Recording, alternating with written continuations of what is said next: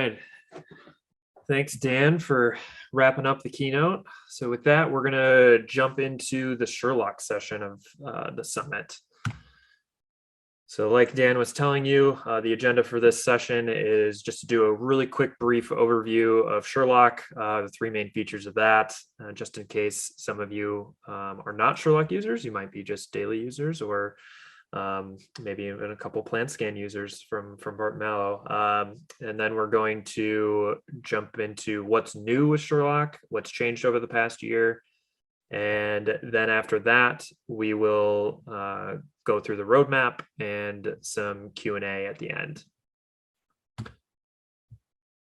So what is Sherlock? Sherlock has three main features, even though we're adding new features all the time. Still, the three core features are Distill, Heat Map, and Orient. So I'll tell you a little bit about each one of those. So Distill is our lightning fast clash grouping algorithm. When you use Navisworks and you set up a model and you run Clash against it, Navisworks produces thousands of clashes, and it produces clashes for everything. It does everything that you would expect a computer to do. So it takes a look at this situation that's going on here on the screen, and it says that's 13 clashes. There's two different pipes. There's insulation on the pipes hitting other things. There's transitions in the ductwork that it's getting hit. But when we look at it, we see just one issue. Those two, that pipe run is going through that duct. So that's what Distill tries to do, is it tries to identify and group clashes in a way that just show you the things that need to be resolved rather than the number of clashes that are in there. So as a really quick example, you can see inside of Navisworks, it will identify all of these individual clashes. It'll say that pipe's going through that duct, the insulations, it's going through the insulation on that duct, the other pipe's hitting that transition. All those things add up to be 10 or 15 other clashes that are in there. So Distill takes away all of those clashes, groups them up into just things that need to be resolved. So then you don't have to do that as a BIM coordinator. The second feature is Heat Map, which is our model analysis tool. It takes a look at all the clashes across your entire model and identifies the 10 worst areas in your model. It produces a heat map showing you those 10 locations. Now you can know where those areas are that are going to take the most coordination to work through up front, rather than kind of running into those when you're going through coordination.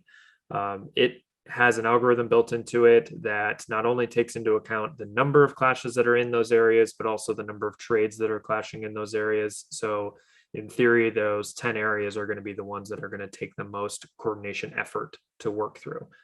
So now you can know those things up front. Orient, we call it our can you zoom out tool.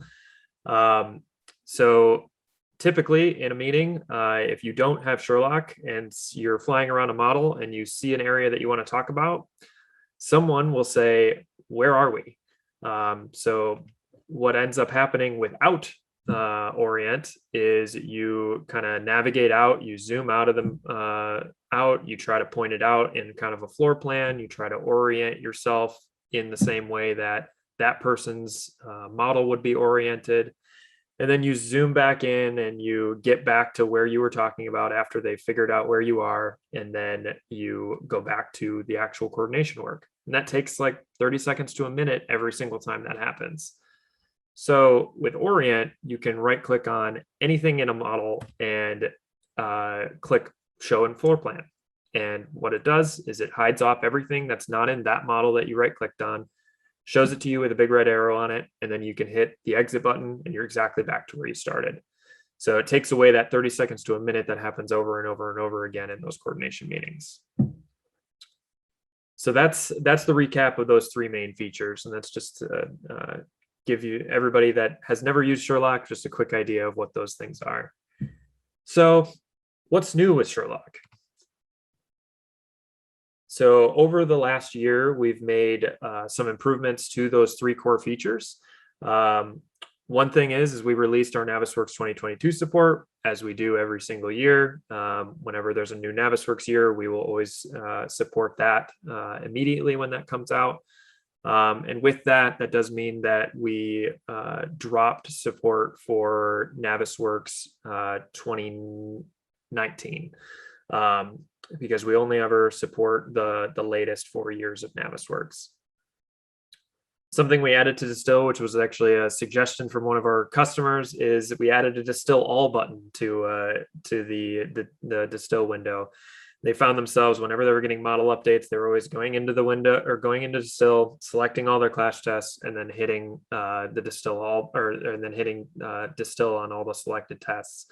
So we added a quick and easy button similar to the update all clash tests button that Navisworks already has built in, but now we have a Distill All button. So you can just go in there, hit that button, be done with it, and move on. Another thing that we improved inside of Distill is for models that use search sets to set up their clash tests. We spent a lot of time on the algorithm in there because we knew that when you use search sets, that Distill would take a lot longer than if you weren't using search sets.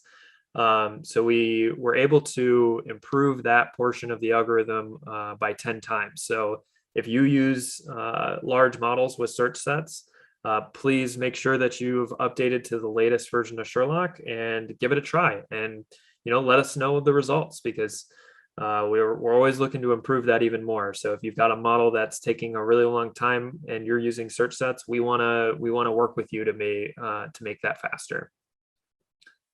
One of the updates that we made to heat map was that we added the ability to customize what the publish button of heat map does. So to remind everyone, the publish button of heat map, it used to provide you with 3 things automatically. It would give you a floor plan of the heat map saved as a viewpoint. It would tag clashes with the hotspot number that those clashes are in within the clash detective. And it would create hotspot clash tests for you within the clash detective so that you could work with those clashes. A lot of our customers liked those features, but they also wanted the ability for it to do 1 or 2 of those things and not all 3 all the time. So we've added the ability for you to kind of customize every time you hit that publish button what it does. So if you only want that viewpoint produced, you can have it do that now. Some updates to Orient is we added a quick toggle hidden models hotkey or keyboard shortcut for Orient. So with Orient, as you saw in the kind of the preview earlier, when you right click on a piece of ductwork, it shows you the ductwork model. And that's great because that's typically, if the person that asked where you are, you would select one of the model items in their model so that they can know what they're looking for in their model. However, sometimes it is nice to be able to see the overall model as well in that floor plan view with the red arrow on it. So now we've added a quick toggle for that. So when you're in that floor plan view, you can hit Shift H, and that will toggle on all of the hidden models that we hid. And then if you hit it again, it'll hide them over again. And another update that we've made to Orient, which is almost released, is the ability for it to automatically put a cut plane in for multi-level models. So before this, Orient wasn't very useful for multi-level models. When you would choose something on, say, level 2 of a 10-floor building, and you would go into that floor plan view, you would see the roof. And that's not very helpful. So up until now, our workaround has been, well, add your own section box around everything, and then you can use Orient and we'll maintain that section box for you. But now what Orient will do in a multi-level model is it will determine what level that model item that you selected is on, and it will put that cut plane automatically in for you when you're in the floor plan view. So you don't have to manage any of that, and Orient becomes much more useful in multi-level models. And speaking of those keyboard shortcuts I was talking about with respect to Orient, we've added a lot more keyboard shortcuts because, everybody loves keyboard shortcuts in Navisworks. You can pretty much do anything via shortcut these days in Navisworks. So we decided to add a bunch of keyboard shortcuts to Sherlock as well. So many that we added a separate button in the ribbon there that I'm sure many of you have noticed if you're a Sherlock user. that you can click on. It will show you this window, and it will tell you all the different things that you can do with keyboard shortcuts. We're always looking for new ideas about what other things that we could put in here for a keyboard shortcut. So if there's something that you would want Sherlock to do just in Navisworks or as a Sherlock feature as a keyboard shortcut, please let us know, and we can probably add a keyboard shortcut for that. There's even a keyboard shortcut for opening the keyboard shortcuts window. So if you're very much into this, you can use Alt-K in Navisworks and it will open up this window for you. You don't even have to go and look for the button. Another thing that we released over the past year is the first feature of what we're calling our batch functionality. This one was a way for you to export selection sets or search sets as individual DWFX models.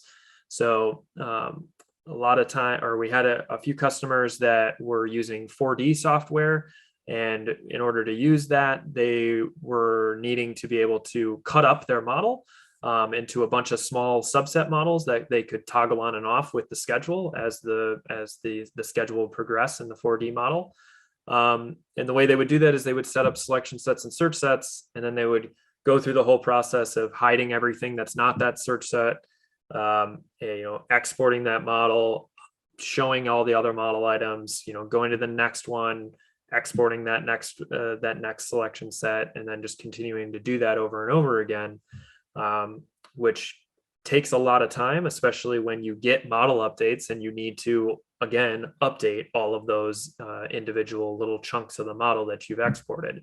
So what this batch functionality does is allows you to choose any selection set or search set that you've already got created, and you can hit the export selected sets, and it will export those individual models as individual DWFX models all at once for you, and you don't have to do any of the hiding and showing and then exporting and doing all that over and over again. So you can just choose them here, hit export. It takes a few minutes, so you can just go get a cup of coffee, and when you come back, they're all done. All right, so that takes us to our roadmap for Sherlock. And this is a roadmap that isn't just next year, it's kind of next year and a little bit after that as well. So we've kind of broken our roadmap up into 4 different sections. One is more batch features, better reporting features, a couple integrations that we're going to do, and then a little bit about some updates to our core features. So I'll start with the batch functionality. So the one thing that we know that we're going to be adding to the batch functionality is the ability for you to batch rename clash groups or batch prefix clash groups or add a suffix to those clash groups. So a lot of people use the clash name to denote various things. They might denote who's responsible for fixing the issue. So with this batch functionality, they'll be able to select all those clashes that they want a certain person to fix. They'll be able to click on the prefix, and they'll be able to prefix all those clash groups with that person's name or the trade that needs to be fixing those things. That's just one example that you would be able to use this for, but it's been something that a few of our customers have asked for in the past. So that's what we're planning on doing. For reporting, we have a new reporting tool that is going to be coming out in Q4 of this year. It is what we're calling a clash burn down and burn up charts. So the idea behind this is that you will be able to get your model updates, hit one button for it to record all the numbers of clashes that are in your models, and it will record all the data about them. It will record which models those clashes are with, what clash tests they're in, and all those types of things. And then you'll be able to jump into this reporting tool, and you'll be able to see your burn down chart of your total clash group or total clash group numbers. And you'll also be able to filter these graphs by the models that those clashes are with. So you'll be able to see, all right, the electrical model is adding more clashes than it's resolving at this point in time. So maybe we need to focus a little bit more on those types of clashes to see what's going on there. And you'll be able to, see these graphs based on the clash test that they're in, or clash test that those clashes came from as well.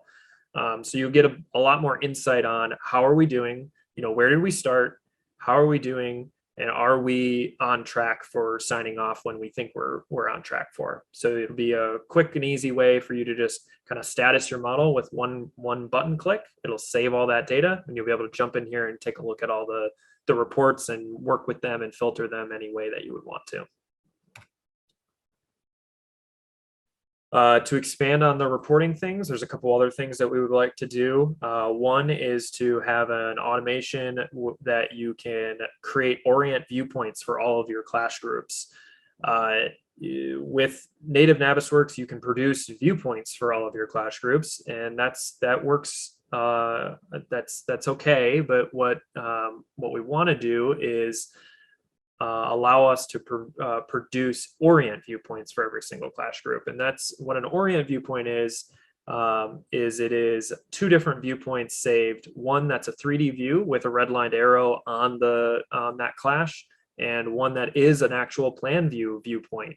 So now when you export your models as an NWD, and somebody that doesn't, that has maybe just the Freedom viewer of Navisworks, they'll be able to essentially kind of use the feature of orient just by using the viewpoints. They'll be able to see that group, that clash group. They'll be able to go into a plan view. They'll be able to go back into a 3D view, and they'll be able to really understand where that is in the model without having to do all that kind of work themselves to figure out where those things are. And then the other thing that we want to do with reporting is, so I showed you the kind of the graphs and things that we'll be making, and those are very useful for you to just kind of play around with the data and see them. But we will be, after we release that, we will be working on the ability for you to actually produce PDF reports from those clash burn down features, so that you can actually distribute those to your teams, include them in meeting minutes, those types of things.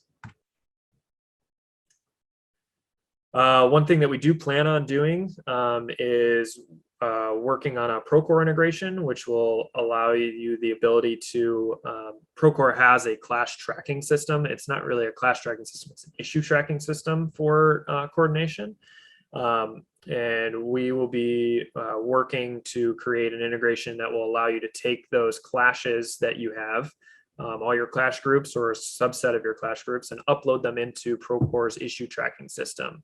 And then maybe also make it so that there's a way for there to be some two-way communication between those two things. So if you mark something as approved inside of Procore, it'll be approved inside of your Navisworks model when it gets updated that way as well. So there'll be some kind of integration with Procore's issue tracking system for coordination. And then another integration that we plan on working on, it was a suggestion from one of our customers, was an integration with BIMtrack. And that's the ability for you to add the BIMtrack ID number of an issue to the clash group that it's referencing. So right now, BIMtrack has an add-in for Navisworks. That's great. You can upload your clash groups into the BIMtrack issue tracking system, and they get assigned IDs in that system. But there's no way for me to just look at inside of Navisworks that and just look at the clash groups and know that, okay, that clash group relates to that ID in BIMtrack. So one of our customers requested the ability for you to do that, for us to update the name of the clash group with the ID of the issue inside of BIMtrack. So we plan on adding that as a feature. You would run distill, upload your clash groups into BIMtrack, click one button, have those issue IDs added to your clash groups within Navisworks. And then the last thing on our roadmap is we're going to finally give some better enterprise visibility into the management of Sherlock licenses. It's been requested by some of our larger customers a few times over the years that they would like the ability to kind of see what their real-time usage is of their licenses, things like that. Our old system that we're still currently using, so don't worry, we're not changing it up on you right now, but we will be, and at some point in time, we will be kind of transitioning away from our license keys system, which you're currently familiar with, to more of a flypaper based account system where each person would individually have a flypaper account, and then the admin of your company will be able to assign those flypaper accounts to different license pools that they've purchased or have subscriptions for. And then the admins will be able to see the real-time usage of those licenses to see, all right, do we need to add more licenses or do we not? Things like that. So we do plan on doing that probably over the next year, maybe a little bit after that. And we will be communicating a lot around that period or around this so that everybody is aware of what's going on and how that transition from license keys to flypaper accounts will work.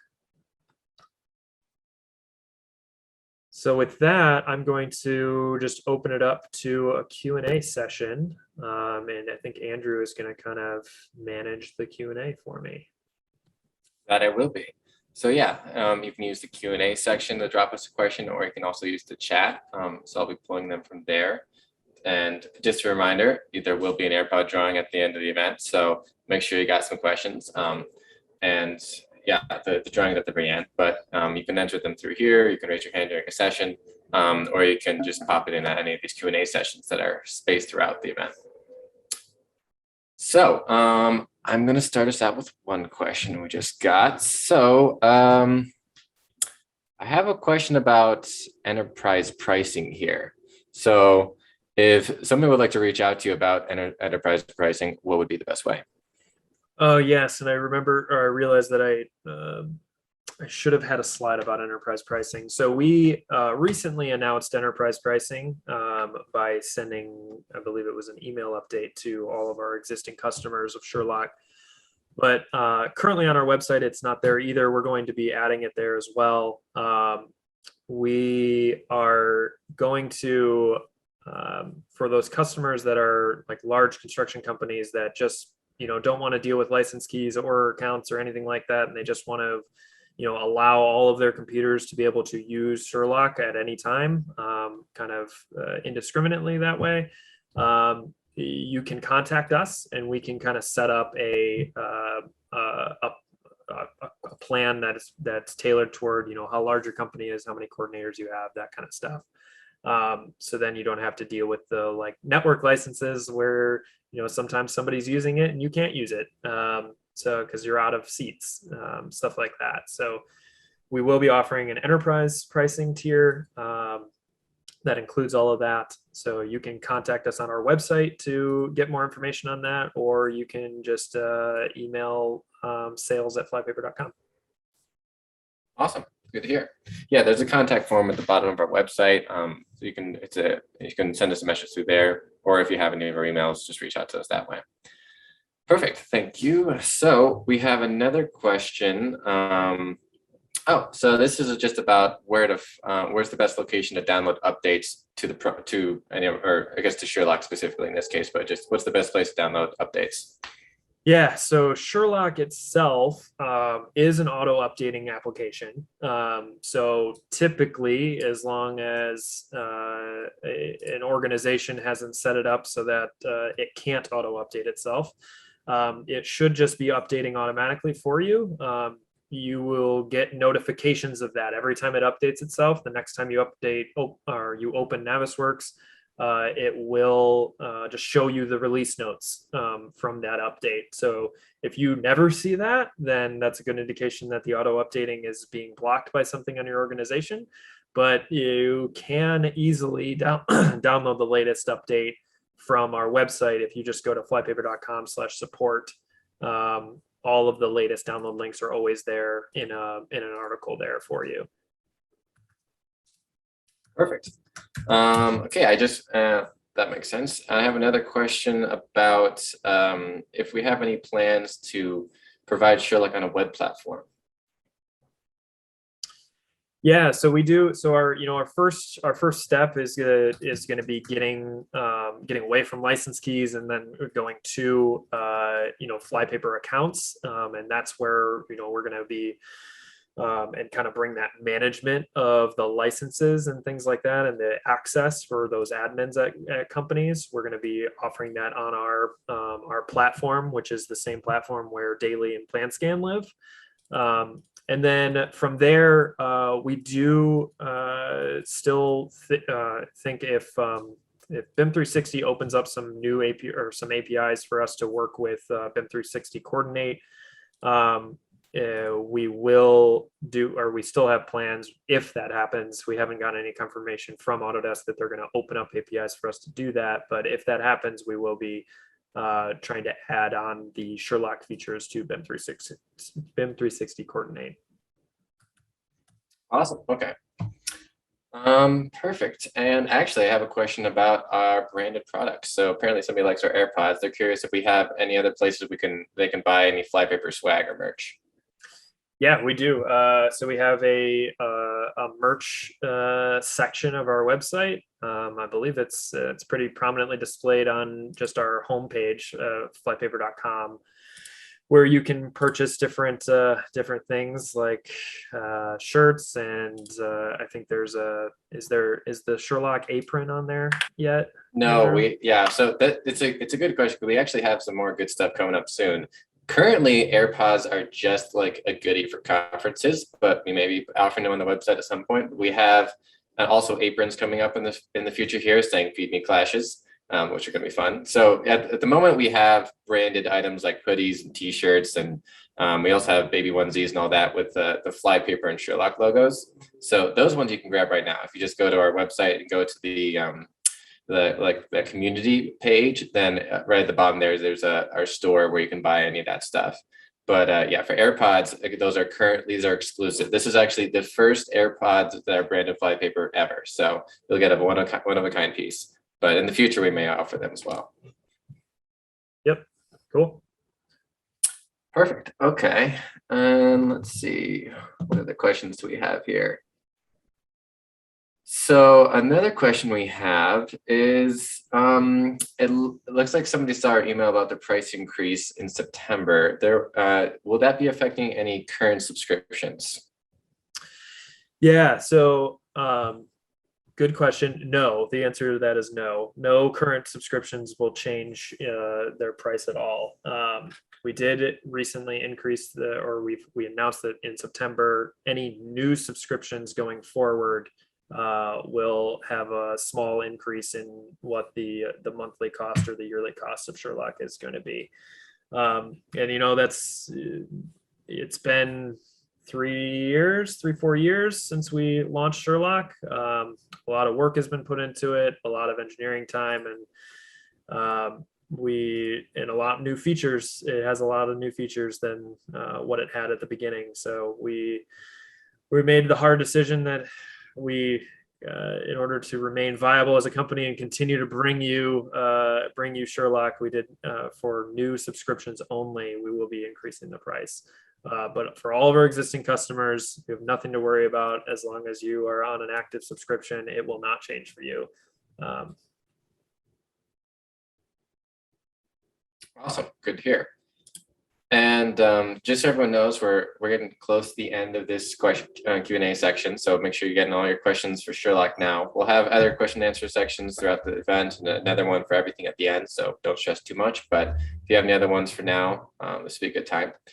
So another question I have is, okay, so someone here has an idea to improve Sherlock. What is the best way for them to get in contact with us? Yeah, so there's a few different ways. There is a button right in Sherlock in Navisworks for submitting ideas or support requests or anything like that. So feel free to use that. That goes straight to our ticket tracking system. It's a great way to talk to us. But you can also, you can reach out on our website. You can shoot us an email at team@flypaper.com, or you can join our Discord and just have a chat about some things. Any of those ways are great ways to get in contact with us. Awesome. Okay. Well, it looks like that wraps up our questions for now. So great. Yeah, thanks to everybody who asked a question. I did save your name to be entered in the drawing. So hang tight till the end and you can figure out if you want it or not. Cool. Great. Yeah. So what's next? I'm going to hand it over to Dan, and he's going to do the daily session where he's going to go over the changes from last year, the roadmap, and do a Q&A similar to this. Then we'll have that 15-minute break.